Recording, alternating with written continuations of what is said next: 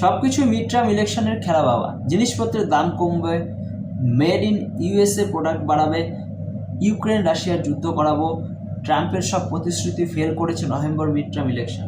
যদি ট্রাম্প হারে তাহলে অনাস্থা প্রস্তাব আসবে আর যার নেতৃত্বে, আর যেহেতু ডেমোক্রেটিক সাথে রিপাবলিকের ক্ষমতার পার্থক্য খুব বেশি নয়, সেই ভয়ে সে তার স্পন্সার্ড তেল কোম্পানিগুলোর জন্য ভেনেজুয়েলা দখল করে তার তেল কবজা করলো। এতে অসুবিধা হলো চীনের।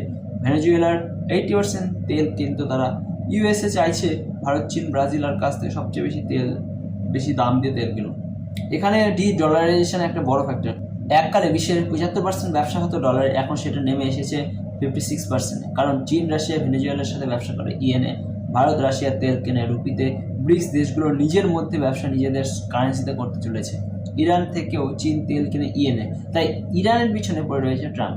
শুক্রবার ইউএসএ সুপ্রিম কোর্টের রায় আসছে ট্রাম্পের আগে থেকে লাগিয়ে রাখা ট্যারিফের উপর। হয়তো সেটা কমিয়ে দেওয়ার রায় আসবে। যাই হোক, 50% ট্যারিফের পরেও ভারত তার ব্যবসা বাড়িয়েছে, আর আমাদের নিজেদের দেশের মধ্যে রয়েছে একটা বিরাট বাজার। 50% ট্যারিফের জন্য ইউএসএ বাজার থেকে এমনিতেই অনেক ভারতীয় পণ্য কমে গেছে।